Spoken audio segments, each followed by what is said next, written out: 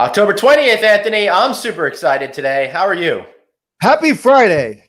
Happy Friday on Tuesday. Once again, I love that you think every day is Friday. That's how much fun we have on No Vacancy Live.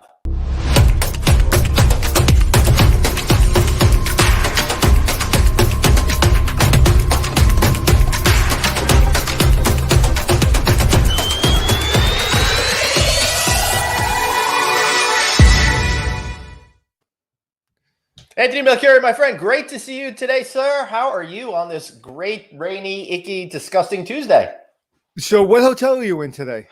Today I am not at the Cambria Suites in Anaheim. Let's take a look at this bad boy. I love it. I love that there's a bunk bed and a king size bed. I love it. And the cool thing is underneath the bunk bed, you can actually pull out a third bed, which is really kind of cool. I had the chance to tour that hotel and see that hotel when they opened up in January, and it was so much fun. Yeah, you remember that one? It's so much fun to go see that property. It was the 50th property that Cambria opened in their system, and it really said to me they've got something here that's really special and really connects with all the guests that were at their hotel. I tell you something. If you have a family on a budget, that's a perfect room. It has a king size or a queen size bed. Yeah. It has bunk beds and it has another bed underneath. And if we're going on volleyball trips, that's perfect because usually 2, 3, 4 girls are in the room. It's absolutely perfect. And they have enough floor space. So I love it. And, and it's a suite, so they have another room as well, which I didn't bring a picture on. Yeah, so it's really great space. Great space. Yes, so Anthony. I bet we're talking to somebody from Choice Hotels today. We are. You see, I'm really trying to pull together the themes here. And if you guys, though, if you want your hotel to be featured over here, drop me a line. Send me a note to Glenn@rouse.media, ROUSE.media, and maybe your hotel could be featured behind me one of these days coming soon. Yeah, Anthony, we are going to be having John Lancaster join us on the show any minute now. But I did want to say big news yesterday that came out. It was the first week that the TSA saw more than 6. It's the first time the TSA has seen almost 1 million people going through airports. Something happened to my friend Glenn. I hit the wrong button. I accidentally hit the back button and left the room. I am so stupid. Anyway, 6.1 million travelers last week, and on Sunday, over 1 million in a single day. The first time since March. Got to tell you, Anthony, that made me feel good. Makes me feel like we're headed in the right direction. Well, there's two things. One, I think, like I've been saying, everybody's got to travel. You got to travel safely. So one of the things I'm hearing is it's not about going out. It's not about getting on a plane. It's not about going to the airport or even a restaurant. It's about this holiday season, everybody going home and everybody going into their friends and families' homes. And that's where everyone's a little concerned. So the traveling, it's safe to travel. I feel safe when I travel, but it's being careful. I know in my family, we're going to have everybody have a COVID test before they come into the house because we're going to have someone that has, that has some conditions that you don't want to expose. So that's great that everybody's traveling, and I hope everybody's being safe.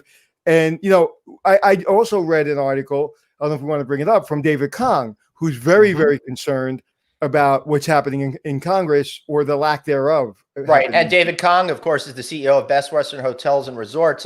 Maybe we could bring that up if it's back there. But while we're waiting for that, Anthony, Sloan Dean, the chief executive officer and president at Remington Hotels, put out a really important article the other day. And he said, here's what the article said. It's really interesting about flying. I'm sorry, I'm just bringing it up right now. ABC News is reporting that the chance of the risk of getting COVID on a flight is virtually non-existent when wearing a mask. It was conducted by the Department of Defense in conjunction with United Airlines. And they said the chance if you're wearing a mask of getting sick on a plane with COVID is 0.003%. Particles from a passenger can enter the passenger's breathing space who is sitting beside them. Anthony, I'm so glad to see an article like this. We've been talking about this on the show that the airlines need to get this story out. Yeah, well, listen, if they were getting sick, if people on planes were getting sick, flight attendants would be going down by the dozen. Right.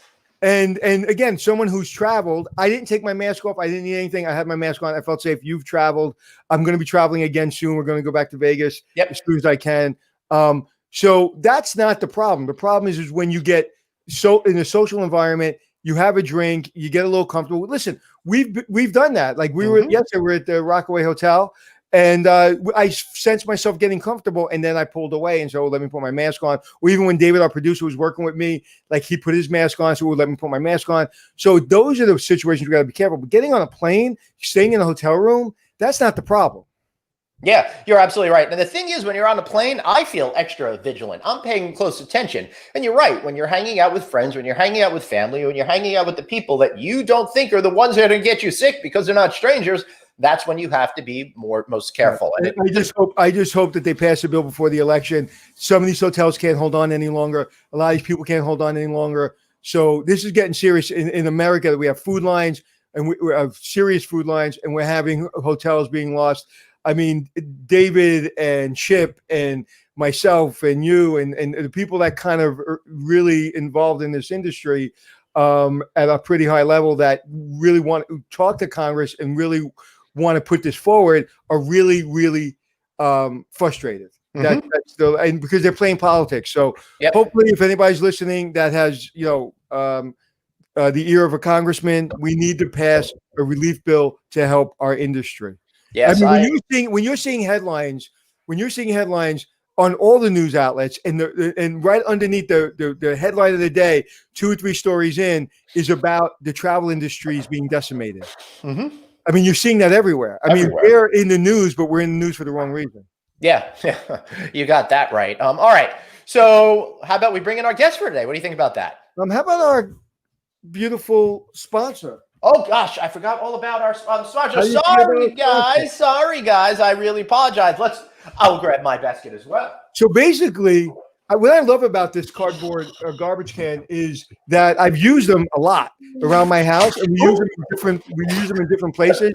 And one of the things I've realized is my kids are recycling more because when they see that bin, the Eco Technology basket, when they see that bin, they absolutely go right to it and recycle more. So we've actually been better at recycling, even though we're pretty good at recycling.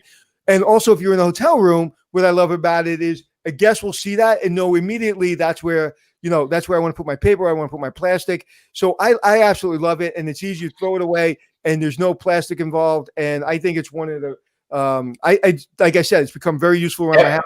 I use it in my garage, which has now become my man cave. So I use it everywhere. Yeah, think about when you use it in a hotel room. Think about all the time it's going to save from housekeeping, having to go ahead and clean out each of those individual baskets when you could just take it, throw it away. It's only about 15 cents a pop. That's a lot cheaper than paying somebody to deal with all that. And in fact, if you want to look at it from a green perspective, 1,564 of these bad boys is equal to the carbon footprint of one plastic wastebasket. Anthony, around here, I'm using it in my office for recycling. I'm using another one downstairs for recycling and one outside when we're out there to just throw general trash in. I think it's great. So be sure it's really important to stay in the forefront because now that, with COVID and everything, I think people have kind of thrown, I see people using more plastic for different things, covering food or whatever, or individual room service. So plastic is being used more because of COVID. So wherever we can, to help the environment, I think we should do that. I love that point. By being able to compensate for the way we may be using plastic in other areas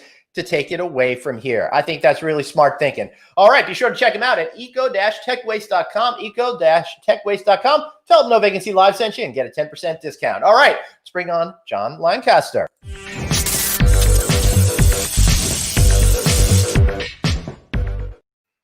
Welcome to John Lancaster. He's with Choice Hotels and serves. Good afternoon, gentlemen. How are you? John, you are the Regional VP, Emerging Markets, Franchise Development, and Owner Relationships at Choice Hotels International. Congratulations on getting promoted to that position in August. You there, John?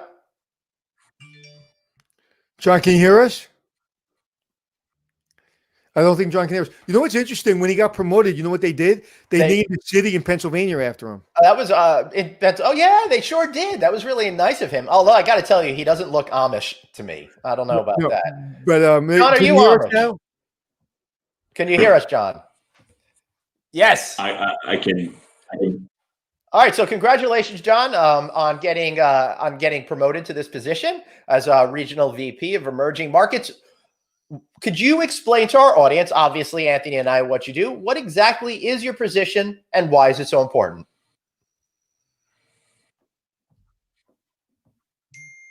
Yeah, I think he has a major delay. He can't really hear us. So, oh, there he goes. He's going back. Oh, 2 days in a row. Emerging markets. Most people. All right, can you hear us, John? Okay, so 2 days in a row with technical issues. He's producer David. You guys just continue the show. I see Daniel made a great comment about the Ecotech basket. Let me give a call to Pearl and see what's going on. All right, sounds good. Okay. So basically, emerging markets is basically those markets that are not represented properly. Is that correct, Glenn? Yes, that's absolutely correct. And the whole idea is here to help folks achieve the state of hotel ownership in groups that may not have been considered before. In fact, they work with different minority groups, they work with veterans groups, and have had much success. As a matter of fact, 34 franchise agreements with minority and veteran entrepreneurs were signed by Choice Hotels last year regarding this program. So that's pretty exciting. And this is such a critical point, especially when the industry is having so many problems, and there's going to be opportunities out there. There are going to be hotels that are going to be unfortunately undervalued because of the pandemic. And there's opportunities for everyone to get involved and for all emerging markets to really look at the hotel industry. And we're talking about people that maybe not necessarily in the hotel business, like doctors and lawyers and people in other industries, and that want a strong brand like Choice, that they can come in and they have somebody, a partner, to help them learn the business. Yeah, absolutely right. And that's really what's important is we've talked to Andy Ingram over at NABHOOD, for example, the National Association of Black Hotel Owners, Operators, and Developers. We've spoken to other people about that, about trying to find ways in order to create that sense of equality within the ownership side of the community. And the other issue is we've seen a lot of folks in minority communities, they're really represented, Anthony, at the property level, but not necessarily in executive rooms, and certainly not in the ownership side of things. And that's one of the things that we very much would like to see change. The majority of employees in the hotel industry and travel industry are minority workers. And the vast majority of people in C-suites are not minorities. And that has got to change. And by having positions like this in different brands, and I think all the brands have them, it's critical. And it's not just about talking, it's about doing. It's about really getting in those communities. It's about really helping them. Listen, the number one thing, whether the minority community or whether a guy like me, it's hard to get financing. I've struggled with getting financing for hotels. I've been fortunate with one or two hotels, but it's a struggle. And those brands have to. That's one thing. One of the things I hear a lot about with the brands is, we'll help you with the hotel, we'll help you with the operations. What they need help with is the financing. Right. And, Choice Hotels has done some clever stuff in regards to that in the past. Maybe John can speak to some of those programs when he comes back. But listen, we got a good statement question here from Gordon Storm. He's about to retire from the Air Force, Anthony. He's been a cyber officer and services officer and wants the next chapter of his life to be in hospitality. Should he go to a branded hotel to start and then maybe create his own hotel? What kind of advice would you have for a gentleman who's retiring from the Air Force? It really depends on what kind of hotel you want. It depends on how much capital you have. It depends what you want to do and how much money you need. Right? I know if you're a retired Air Force, you have a pension, but it really depends on factors. Like if I had a Garden City hotel in my community, which is a beautiful hotel in Garden City, Long Island, I would work at a place like that because it's a beautiful hotel. It's an independent hotel, and you'll learn quality hotel operations. If you live near a branded hotel, that's a high quality branded hotel with good management, it all comes down to the management. So whether it be branded or non-branded, if you have a crappy general manager with a great brand, then you have a crappy hotel. If you have a great general manager with a brand that's kind of in the middle, you have a great hotel. It all comes down to the team and the staff in that hotel. So it really is a personality choice. As far as experience, you'll get a good experience either way. With a brand, you'll know more systems, but the good thing about having an independent hotel is you'll have to do a lot more thinking on your own. There's not a lot of systems, and you have to figure stuff out. Right. I think that's a great point. Having those systems in place really helps you get past that not knowing what you don't know part of things, to give you a good footing. So I'm a big believer in learning the ropes before going ahead and doing your own. One of the things that I've seen a lot, Anthony, are like people who buy restaurants or bars but have zero experience in those industries. Hey, John's back. Think we should bring him back on? Absolutely. Boom. Hey, John, how are you, sir? Can you Can you hear I'm us doing now? well, Yes? doing well. Ah, Much better all right. connection this time. I can hear you. So Beautiful victory. I'm feeling pretty good. I'm gonna do what they do in talk radio is just gonna start that segment over again, get people to know if they're just tuning in. John Lancaster moved to the newly created position of Regional VP Emerging Markets, Franchise Development, and Owner Relationships this past August. And as I said, Choice Hotels is very, very focused on helping people in underrepresented communities achieve hotel ownerships. In fact, last year they did 34 agreements with minority and veteran entrepreneurs. So, John, welcome to the show. Maybe you could tell a little bit more about what your job entails and what you hope to achieve.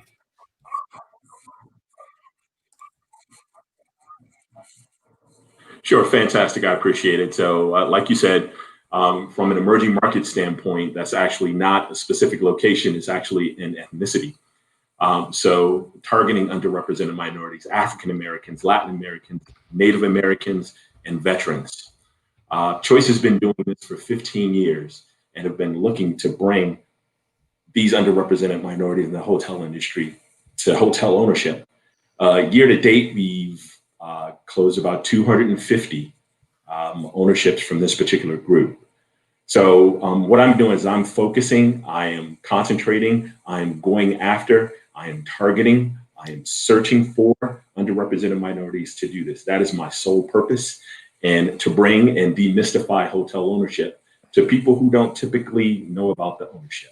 So how do you do that? Like, what's the first thing you do to find those type of people that are underrepresented in the hotel business? Like, what kind of things do you use? What are your tricks of the trade, so to speak? And John has a delay. Sure, fantastic. Go ahead. That's great. Great question. What I typically do is I go to normally unorthodox different events. So if we all know from the hotel industry as a whole, typically 1% of all hotel owners are underrepresented minorities. So there's 57,136 hotels as of 2019 that are ownership. So I go to different places. I go to different QSR owners. I'll go to auto dealers, doctors, lawyers, and focus on looking for them and just talking to them about hotel ownerships. What I like to say is I have my Leonardo DiCaprio moment and start the inception, just giving them the idea of hotel ownership. So with that idea of hotel ownership, I take from inception to education, to application, to negotiation, all the way up until the coordination of the ownership of hotels. And you help them with the financing? Well, do you help with financing, John? There's a delay, so give John a second. Excuse me? Is there? I said there's a delay for some reason. Thank you. So if you see our mouths not moving, that means keep talking. So do you have a? I don't know what the hell my question was. Oh, do you have them with financing? Actually, we do. So we do have an industry-leading incentive program, in that we have for all of our owners. So we have, again, signed 250 agreements that we've awarded and financially supported each and every one. And we do this across the board. So we like to put our money to say, sort of where our mouth is. So with doing that, Choice has that one-of-a-kind emerging markets program where I am actually focused and dedicated only on that. So my territory is actually the entire U.S. for all 13 distinct brands. Wow. Now that's wonderful and that's fantastic. And I don't want to be politically incorrect here, but is that enough? I mean, is one person enough to cover the entire country?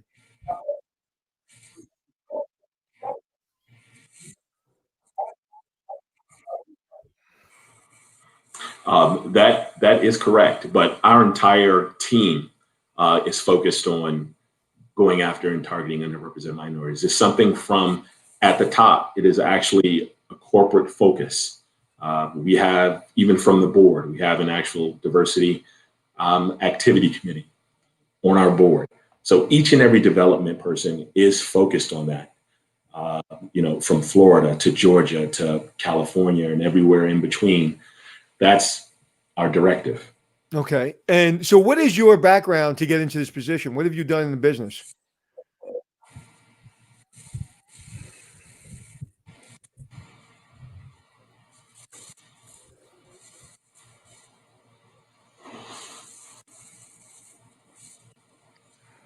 John, can you hear us now? I'm sorry. I said, what have you done in the business? What's your background?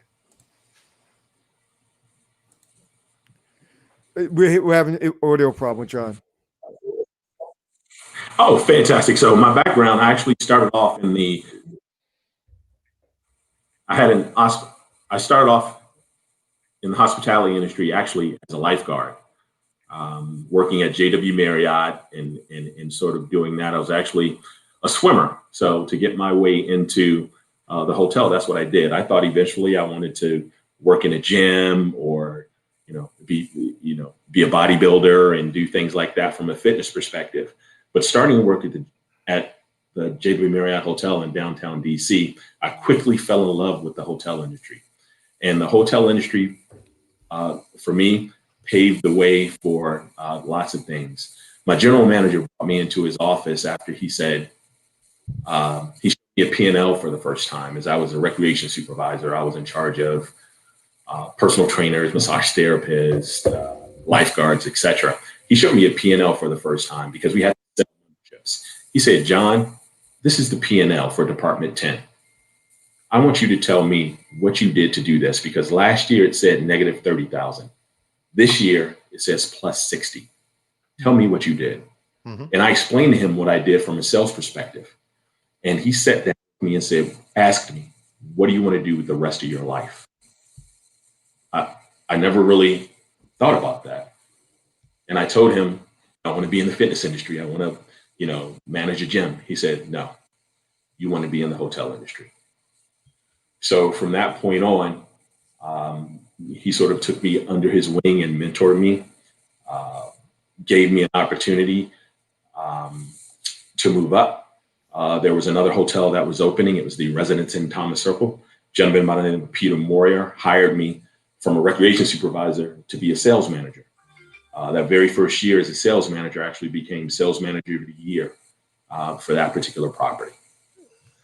After that, sort of moved up to different roles. I have probably done every role in a hotel, from housekeeping to accounting to manager to director of sales to director of events, specifically through that.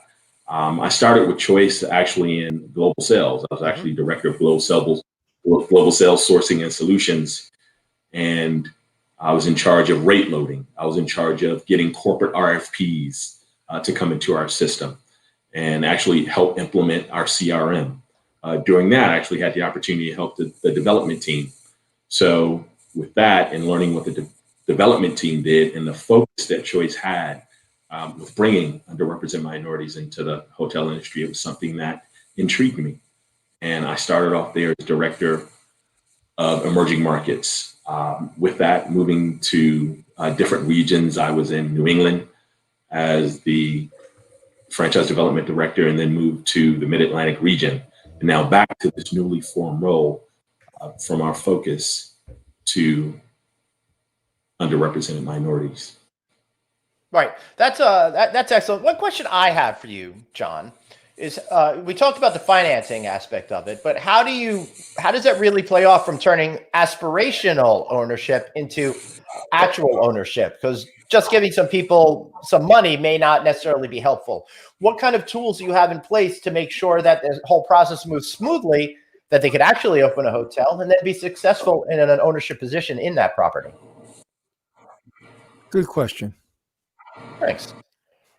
You're welcome. And in 20 minutes, I'll answer. That's a great question. Thank you. Some people have those aspirational chips, but there are a lot of times where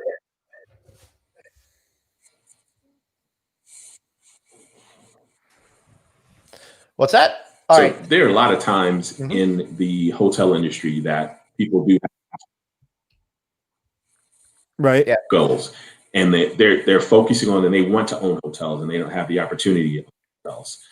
What most people don't know is that the majority of hotels are partnerships. There are multiple people together, and if you have cooperative economics with someone else, then you have an opportunity to have a hotel. Hey, I may not have $2 million to put down on a hotel from an equity standpoint, but I may know 10 people with $200,000 that have that opportunity to do that. So I put people in together. If they can have a synergistic relationship, then they're focusing on that hotel ownership aspect. What the big challenge is as well, and we have many well-to-do people, but they don't know that they have the opportunity to own a hotel.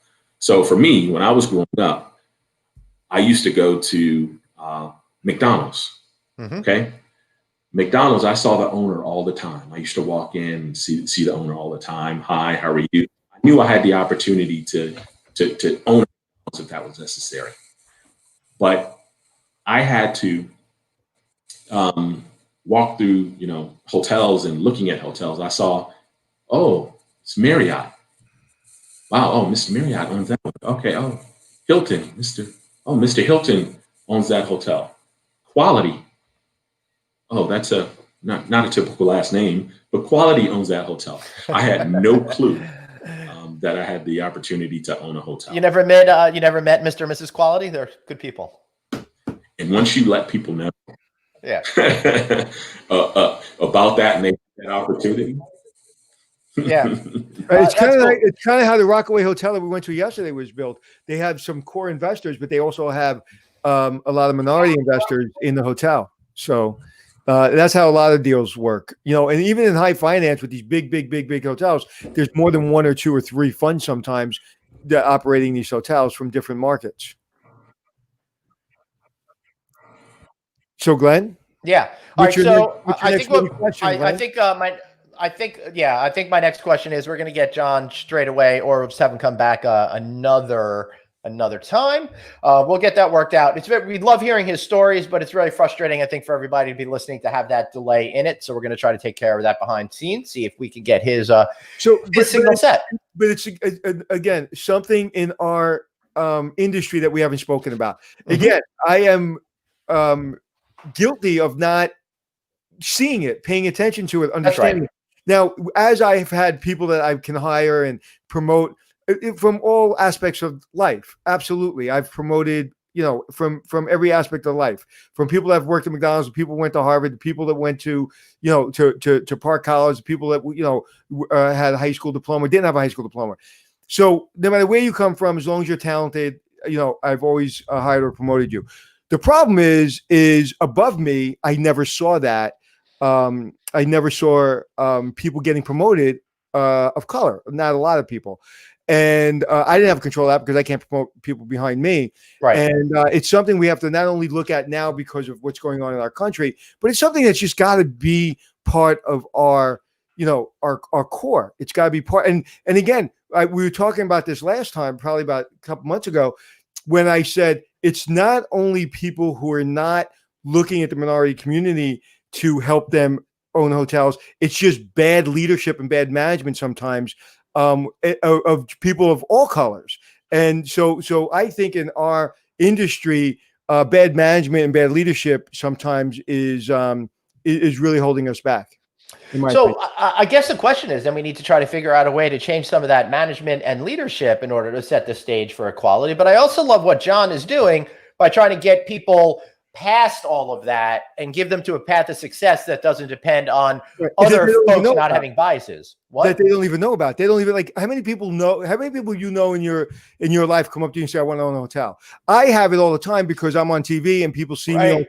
I've always wanted to be in the hotel business. I want to own a hotel. So it happens to me all the time. But before I had a TV show, no one ever said that. Yeah, it's funny because nobody ever talks about that. And there's this other thing of I don't even think people understand like how hotel ownership and franchising in general works. So people probably don't even realize that it's a possibility unless you're well connected and have been raised in an environment where you understand how business works. Well, they So, think Mr. right, Marriott owns it. They think Mr. Marriott and Mr. right, McDonald's and Mr. Hilton own these. right. I'm All right, actually getting on a call. I'm getting on a call 2:30 with a company that is looking to build a beautiful hotel in California, and they may need a brand. They may need a management company. And they'd rather do it themselves, but the financing part of it is probably not going to go that way. It's probably they're going to probably be demanded by the banks, especially now in this in this environment, to have a professional brand and a management company with the hotel. I can fill the void of a management company, but what brand do we put on the hotel? That's another question. So it's in every market. Financing, and maybe we don't talk about financing enough in this. Well, we don't. Podcast. We really should. The financing of our industry is the critical component. What you're finding right now with 37,000 hotels, that are slated to have, their mortgages called on in the next year. How was that financed? Why is that happening? Why would that happen? Where a guy with a lot of money or a family with a lot of money, why would they have all these mortgages out there? Because that's how things are financed. That's how hotels are financed. A lot of this hotel isn't with family money. It's with finance money, with bank money, with different types of lenders, with some family money. Right. But I think going forward, you're going to have more and more family money because I think it's going to be difficult to finance some of these hotels. Right. Unfortunately, we're gonna have frequent guests of the show, Mike Schindler, coming back in the next couple of weeks to talk about financing. And more good news, we think we got the delay problems figured out. Yeah, hopefully we do. Can you hear me now with the delay? Okay, did, fantastic. All right. Let's. Hey, John, you're the first guest that's been on this show 3 times in one show. Hey, I'll take it. I'll take another 3 times. And thank you guys. I appreciate you having me on again. All right. So, great. let's get this conversation back on track. What we were saying was, when you were gone for a little while, is the financing. The financing is the biggest part of this. Telling a doctor or a lawyer is, hey, you can own a hotel. Great. Okay. I'd like to own more hotels.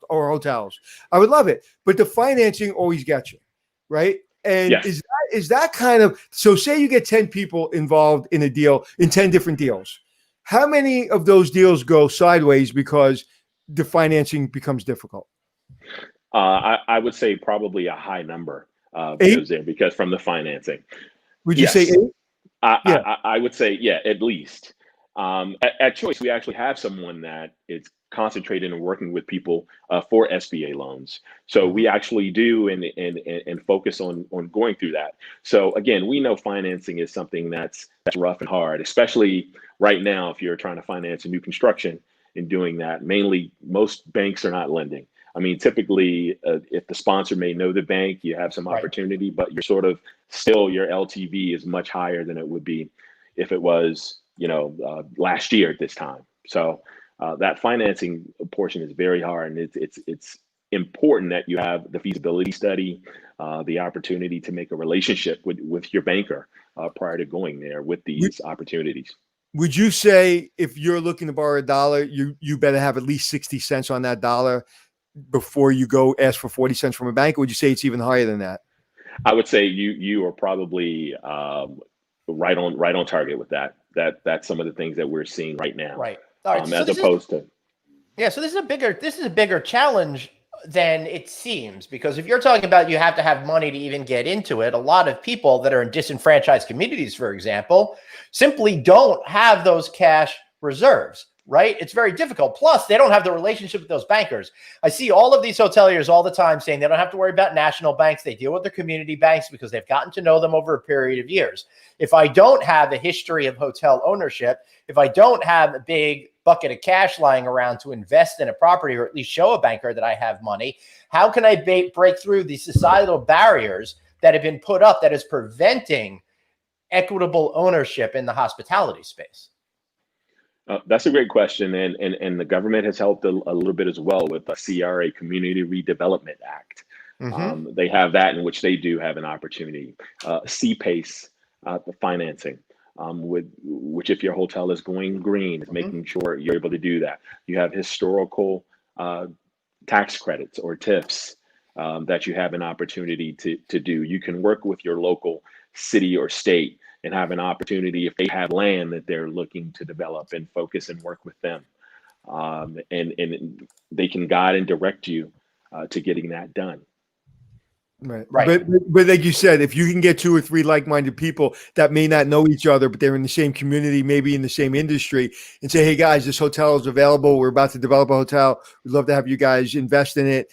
And that's how deals are made. But I just wanted to bring that up because your job's not easy. It's one thing identifying people, whether it be when you said military before, did you mean any military? Like me, I was in the military. Like you can help me out?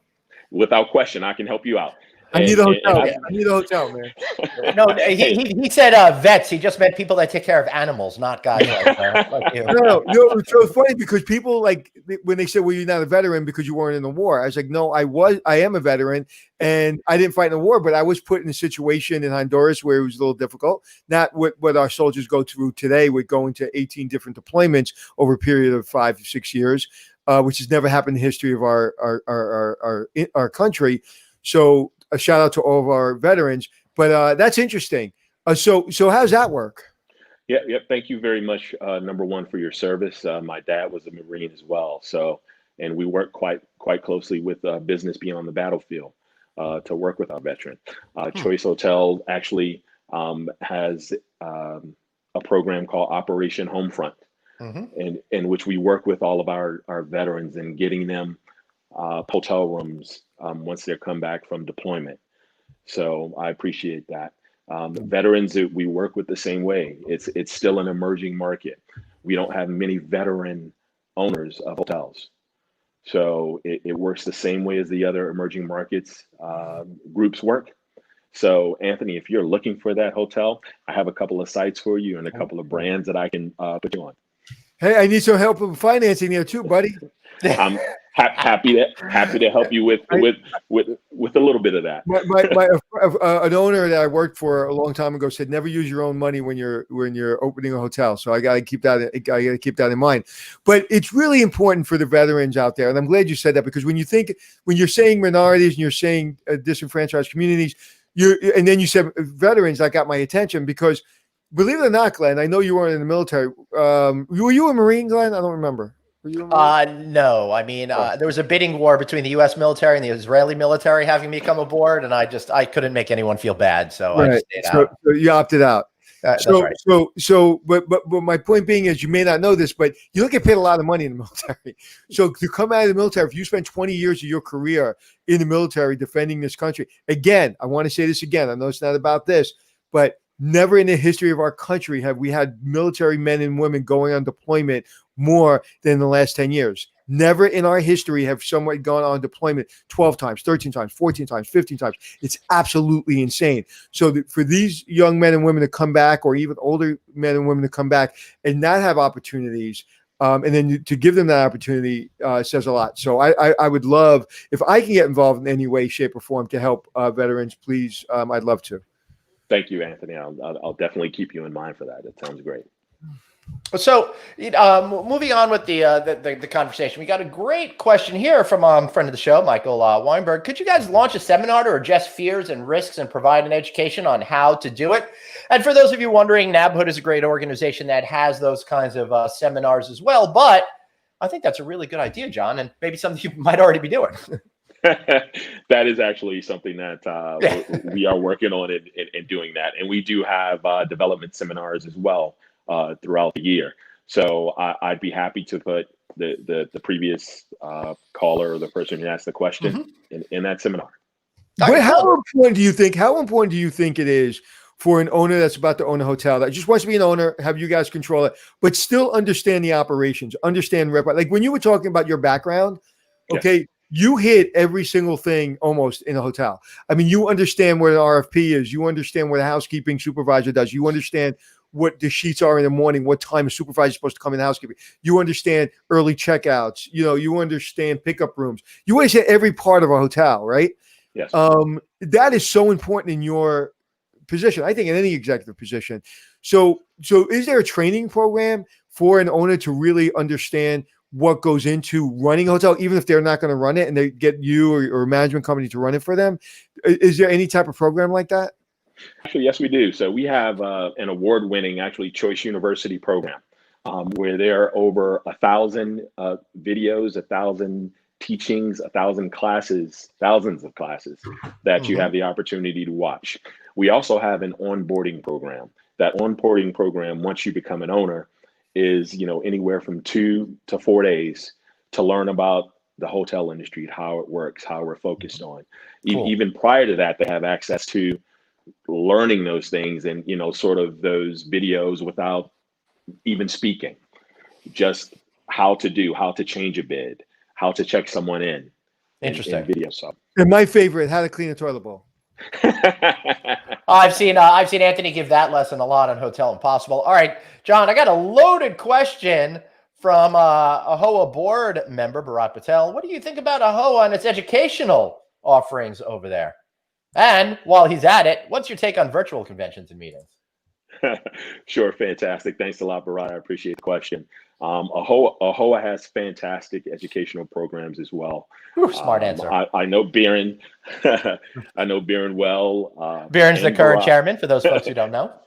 Yes, he is, and we work very closely with them to focus on the hotel industry and some of our advocacy that we do. And Anthony mentioned at the top of the show how we're pushing and trying to extend the PPP program.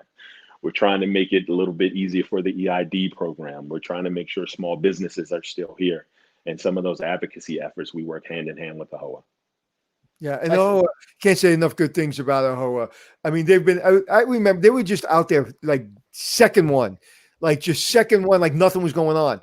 Like they were there, like they weren't talking about what was going on. They were just dealing with what was going on, and there's a lot of people that talk about what's going on. There's very few people that are dealing with what's going on. So I just remember that from Rachel above or below. Everybody was just completely focused on the mission at hand, and they weren't getting involved in the emotion of the situation. That's what I'll remember about AHOA. Like there wasn't a lot of emotion about it. It was more about how can we help you, and we feel your emotion, but we're not going to become emotional. We're going to help you. And I just remember their professionalism was absolutely second to none. Incredibly professional in what they do and stand out front, and they partner with NABHOOD, they partner with LHA, and they partner with the other underrepresented minorities to move us forward. So they definitely have a leadership there, and it's something that we want to make sure we tap into and focus on.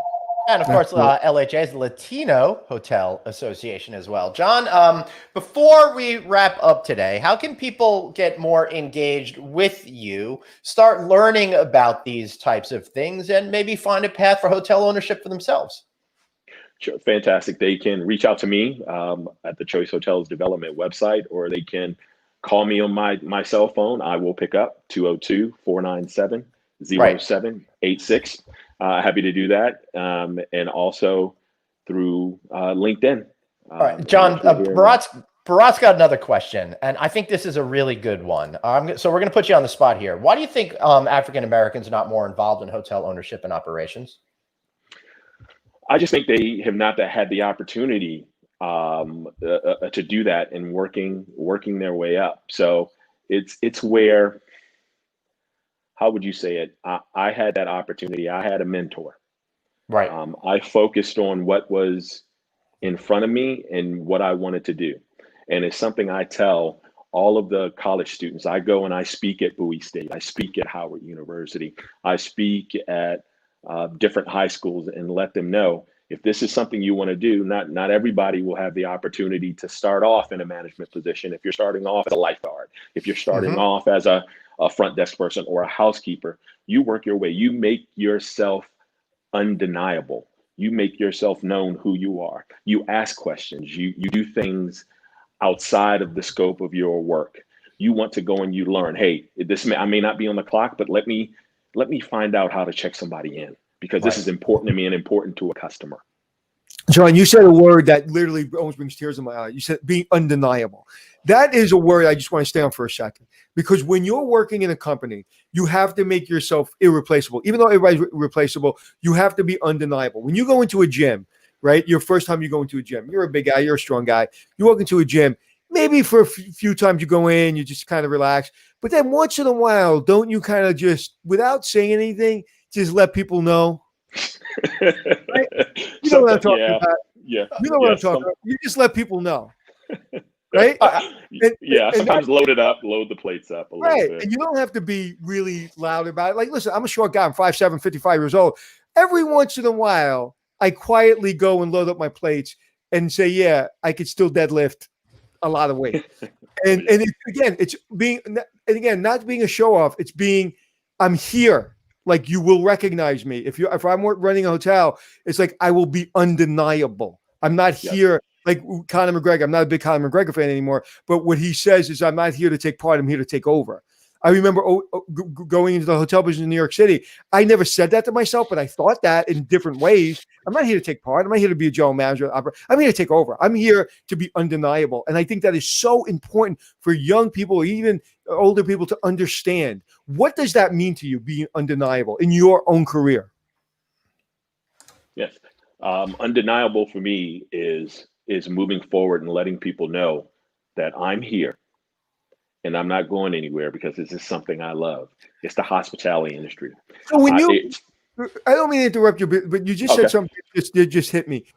You know, as an African American man, as a minority, when you've had, I would imagine you've had challenges in your career that has come up where people have looked at you differently because of the color of your skin. How do you handle that? I've never had that problem. Like, I don't know what that feels like, and I can't imagine what that feels like. Yeah, for me, there's a couple of challenges in going through, and again, going back to, unfortunately, things that happened to Breonna Taylor, things that happened to George Floyd. Choice as a company, we took a step back and paused, and we had to take a look internally at what was going on. We had some very courageous, and when I say courageous, extremely courageous conversations. I had some courageous conversations with leadership, and being an African American man in the hospitality industry, I didn't hold back of my ambitions. I didn't hold back of some of the things that I have gone through. I won't mention any of those personal items now, but it's just a personal conversation that I had with our senior leadership, the CEO, about that. But so what's your mindset in being undeniable and fighting through that? I'm sorry, I didn't. How do you fight through that? Like when that happens, what are your techniques? Great question. My breakthrough, my breakthrough for that is just to have tenacity. I mean, the more you work, the harder you're there, and I'm not going anywhere. I'm here. I'm in front of you. I'm not going to do anything to deny my movement upward. I am here. See me. Watch my work. That's what I want to speak for me, and that's going to move me forward. Right, and you know what? You said something which is horrible, and when you think about it, in 2020. I remember an interracial couple I was just thinking about this, walking around a park when I was maybe 7 years old. I didn't think anything of it because I was surrounded by, I went to public school in New York. My best friend was African American. So I was surrounded by it, by different types of people. So I remember seeing an interracial couple walking, and like people were looking at them. And I asked my mother, why is everybody looking at them? And she explained, and I was horrified, even at 7 years old. It was at Prospect Park. I remember that. And that you just said that I had to have courageous conversations, that in 2020, that a man of your stature that has worked your butt off to be in a position that you have to have a courageous conversation about, the color of your skin or minorities in our community. And it's not anything about one brand or one company. It's just mind blowing that we're still having courageous conversations, that we just can't have a conversation about my job. Do I suck or don't I suck? So from that perspective, from courageous conversations, I mean, not just me having those, it's everybody, that we're having those, the entire industry and the entire hospitality industry. And that's something that we're doing and focusing on. And we've had these conversations at Choice even prior to George Floyd, prior to Breonna Taylor. And that's something we always talk about. We always talk about moving forward again. And, this happened 17 years ago when we started our emerging markets program, where focusing on underrepresented minorities. And this is why we had those conversations then. Those conversations go on, and we have those. I think it makes everyone relevant, and I think it makes everyone a much better person if we continue to have those. John, how do you find the inner strength on those days when it seems the universe is against you, be it earlier parts of your career or more recently? He goes lifts weights. Yeah, I mean, we saw that you could press 2,000 pounds with your legs, which is insane. But answer this, then I got another question for you on your athleticism. Sure, fantastic. Just things I powered through is just to begin with the end in mind. I always know what the end is. So an old Stephen Covey sort of idiom is focusing on that and moving through those days and taking those things in stride. And again, you're right, Anthony. I go to the gym every morning to lift, which gives me clarity of mind and being healthy and physical and spiritual and social, makes me move forward. Yeah. Wow. I was there. I was in my garage this morning lifting, and I tell you, I felt 10 times better because I woke up this morning and I just saw a quote. It's like, don't depend on motivation, depend on discipline, from Willick. What's that gentleman's name? The Green Beret. Anyway, he posted something. I posted on my social media, gave him credit for it. And it was like, don't depend on your motivation because your motivation is going to abandon you a lot of the times. Depend on your discipline. And I thought that was an incredible conversation or incredible quote. And this morning I needed that because I wasn't motivated. And I was like, but discipline is I made a deal with myself. I'll be there every morning and boom, there I was. And after I was done, I was like, oh my God, that feels so much better. And my day started. And that's another thing that we have to talk about with younger people is discipline. Is that 2,000 pounds? I do a little less than 2,000 pounds. Oh my God. Oh man, I do 2,000 pounds. I just lift 1 pound 2,000 times. Yeah, good luck. Yeah. Wow, look at that. So that's literally 2,000 pounds, dude. Yes, it is. There's 2 racks, like there's 2 levels of the rack. That's insane. That's insane. And you just see he has a little bit of a knee brace on, and that's it. And he's doing it relatively easily. I mean, that's what for people listening on our podcast, he did about 4 or 5, 6, 7 reps with almost no strain at all at 2,000 pounds. What's the world's record for leg pressing? I'm sure you know it. Well, I've seen a couple of people do 2,400 pounds. I don't know what the record is. I may be able to get close to that. So wow. So all right, I'll get to my record deadlifting in my age group, and you get that record in your age group. How's that? That sounds great. John, we are coming up against the top of the hour, and we do have to be done by 1 o'clock today. So I got to ask you, pole vaulting. You're a big guy. How does a guy of your size do pole vaulting? He just walks over the pole. I did. That was actually in high school while I was a pole vaulter, and most of us were football players in high school. And in order for the track team to win our championship there, they needed somebody to pole vault. And I was the craziest guy that walked in and said, hey, I'll do that. Yes, I want to jump 13 feet off the ground and be in the air and land in a mat. So right. It's just something I enjoyed, and I took the physics and got it through. So as a football player, my friend, did you ever try, I was a wrestler, did you ever try to go out for the wrestling team? I did not. And I remember I was wrestling one guy. His name was Martin Gooden at Howard. He was a wrestler, and he put me in a fireman's carry. I'm sure you know what that is, Anthony, and flipped me over, and me being my size at 195, and he was probably 150 at the time. And I said, yeah, wrestling, maybe not for me. You know what's so funny? I'm smiling because the reason I say that is we used to have garbage cans when football season was over and wrestling season was beginning. The football guys would say, hey, let's go play with the little wrestlers. And they would come to our sessions, our workout sessions, and we had 4 garbage cans, 1 on each corner of the mat, right? And we only put it there when the football players came because the first hour they're throwing up. Okay, no, literally, it happened every season. We would joke about it. And then we played King of the Mountain. Now, I was wrestling at 100 pounds at that time. I was a junior in high school. I'm 170 pounds now, but I was wrestling 100, 112 pounds. And I was taking on linebackers on the football team. And if you ever have a strong 112-pound guy on your leg, he's taking you down. Yeah. And 99% of the football players, I think one football player in all 4 years I wrestled, 3 years I wrestled, made the team.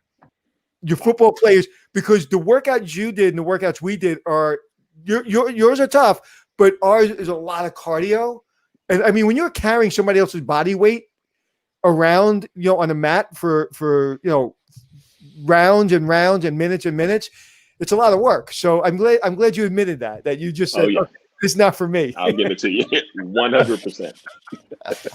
Well, that's interesting. All right, John, we got to get you back on the show again, in a couple of months or something like that. This has been a fantastic conversation. I'm sorry we don't have more time. This has been great. One more time, plug the program, plug yourself. How can we find you again, sir? Sure, John Lancaster, 202-497-0786. You can reach me. Oh, one second, I'm writing it down. 202 497 202 497 497 0786. Thank you, sir. And you can reach me at choicehotels.com. And that's hotels with an S. John.Lancaster at choicehotels.com. Now, there's going to be people, whether minority community, not minority community, whether veterans, not veterans, that aren't going to use your phone number. They want to be in the hotel business. They want to understand about the hotel business. You just gave your phone number out to the entire world. And there's going to be people that want to call you, and I don't want to bother him. Oh, he's so busy. He didn't really mean to give his phone number out. And give you 17 excuses not to use your phone number. I know if I was a young manager, I just got your phone number, first call would be to you. John, I don't really want to own a hotel, but I know nothing about hotels. How do I get in a hotel? Can you help me? Can you mentor me? Can you tell me what to do? And so many kids and so many people out there, and I've given my phone number out, and they just don't take that leap. My own kids. And so thank you for doing that. And I'm just really, really ask people that if you're interested in the hotel business, don't waste John's time, but please use his number. He wouldn't give it to you if he didn't want you to use it. Without question, please call me. Anybody who's interested in the hotel business of any aspect, not just owning one, but just want to talk. I'm happy to do so, and I mentor many people as well. So great. Thank you so much, John Lancaster. I really appreciate you. Have a good one, and lots of luck to you and all the future hotel owners. And will you come back when you're CEO of the company? I'll come back a little bit sooner than that. All right, you heard that, Pat Pacious. Someone's coming for you. Look out. Not at all. All right, John. Thank you so much. Really appreciate you. Man, that was good. I'm so glad we worked through those technical difficulties because John was a superb interview, and what a great human being. It's so interesting how one little technical issue can make someone just appear differently. He's such an amazing person, and I'm glad we kind of got into the weeds a little bit on the things that he had to go through in his career and how he has to step up, and also I'm glad to our great producer who found that 2,000-pound pushing press. How did you find that? How do we even know this guy can push 2,000 pounds? Dave's got his act together. He knows what he's going. Oh, here he is. A magician never tells his secrets. Go back in your closet. That was wow. I've seen a lot of weight pushed in gyms, but that was and he did it with ease. And he's a big guy, but he's not like a huge guy. He's not like, you wouldn't think he would lift that much weight. But anyway, great show as usual. And tell me a little about what's going on in your life, my friend. Oh, well, what's going on in my life is, we've got exciting things coming down the pike. We're going to be headed down to Washington, D.C. the second week of November. It looks like we're trying to do Vegas the third week of November because we're getting back out on the road. We want to make sure we're traveling because we're preaching it every day. So we want to do it. Also, be sure to subscribe to our newsletter. Text the word hotel at 66866. That's hotel to 66866. Check out No Vacancy News. Like all our pages, blah, blah, blah. Hospitality Success. You're back this Thursday too, correct? Yeah. No, actually, we're delaying it one more week because something came up, which so it'll be one more week. Hospitality Success, Facebook Live, 3:00 on Thursdays. We talk about how you can transition into independent hotels or into branded hotels and basically consult on any possible thing. Actually, at 2:30, we have a consulting call about, like I said, a 5-star hotel in California. I'm looking forward to. And take us out, brother. All right, and if you guys need the replay information, the information on how to contact John, Maritza, we're talking to you. That's right. Just replay the end of the show as soon as this is done. Do not worry. It's right there. If you have a problem, just let us know. And we'll send it over to you. Taking calls during our show. Come on. We don't take calls during your show. All right, everybody. Thanks so much. Have a great afternoon. Remember, you've got one life, so blaze on and be kind to yourself. See you all.